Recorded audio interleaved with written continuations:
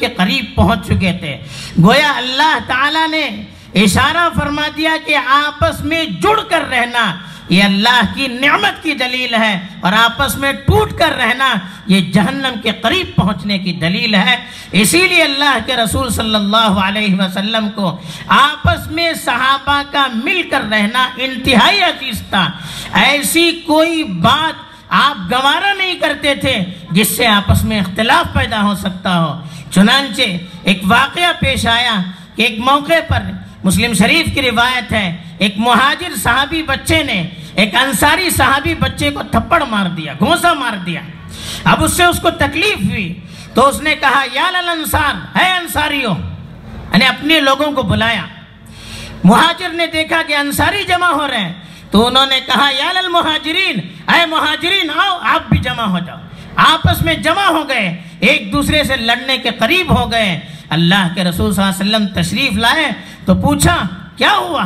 تو لوگوں نے بتایا کہ معاملہ ایسا ہے کہ مہاجر اور انصار لڑ پڑے، مہاجرین نے مہاجروں کو آواز دی، انصاریوں نے انصار کو آواز دی۔ اللہ کے رسول کا چہرہ سرخ ہو گیا، فرمایا ما بال دعوت الجاہلیہ، یہ کیا ہو گیا ہے؟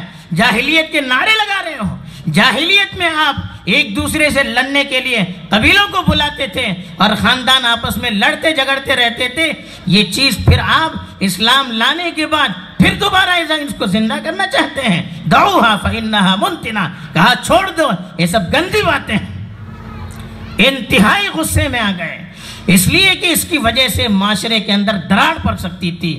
تو اللہ کے رسول صلی اللہ علیہ وسلم نے ایسے نعروں کو، جن نعروں کی وجہ سے قوم بڑھ سکتی ہے، ملت بڑھ سکتی ہے، اس کو جاہلیت قرار دیا۔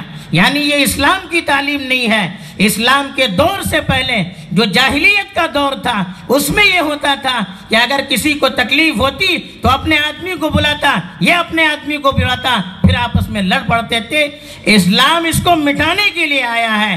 آج افسوس ہے، چھوٹی چھوٹی باتوں پر، کھیلوں کے نام سے اور کسی نام سے ہم آپس میں ٹکڑوں میں، پارٹیوں میں بٹ کر ایک دوسرے کے خلاف ہو جاتے ہیں، ایک دوسرے کے دشمن بن جاتے ہیں۔ یہ جاہلیت نہیں تو اور کیا ہے؟ جس جاہلیت کو رسول اللہ صلی اللہ علیہ وسلم نے مٹانے کے لیے کہا ہے، آج ہم اپنی پارٹیوں کے نام سے، اپنے گروپس کے نام سے اسی چیز کو زندہ کر رہے ہیں، اسی جاہلیت کو زندہ کر رہے ہیں۔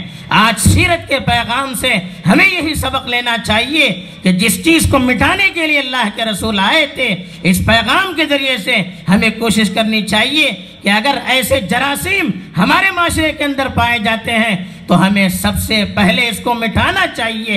اس کو مٹانا یہ اللہ کے رسول کی سنت ہے۔ اس کو ہوا دینا، اس کو بڑھانا، اس کی بنیاد پر آپس میں تقسیم ہونا، لڑنا، دشمنی کرنا، یہ اللہ کے رسول کا پیغام نہیں ہے، یہ جاہلیت کا پیغام ہے۔ تو اللہ کے رسول جاہلیت کو مٹانے کے لیے آئے تھے اور سیرت کے جلسے جاہلیت کو مٹانے کے لیے ہیں۔ تو سیرت کے جلسے سے ہمیں کم از کم یہ پیغام لینا ہے کہ اگر ایسی بات، ایک تو ہم خود ایسی چیزوں سے اپنے آپ کو دور رکھیں۔ اگر ایسی چیز پائی جاتی ہے، ایسے نعرے پائے جاتے ہیں جس کی وجہ سے قوم بڑھ سکتی ہے، ملت بڑھ سکتے ہیں، ملت بڑھ سکتی ہے، نوجوان بڑھ سکتے ہیں، تو ہم آگے بڑھ کر ان کو سمجھائیں، ان کو جوڑنے کی کوشش کریں، ہوا پھونک پھونک کر ان کو توڑنے کی کوشش نہیں کریں۔ بس یہی پیغام میں ان واقعات کے ذریعے سے آپ کو پیش کرنا چاہتا ہوں۔ اللہ تعالیٰ مجھے بھی مل کر رہنے کی توفیق دے اور آپ کو بھی توفیق دے اور ملت کو متفق بنا کر ایک پلیٹ فارم پر جمع فرمائے۔ یہی آج کی سیرت کا پیغام ہے۔ آمین وآخر دعوانا ان الحمدللہ رب العالمین۔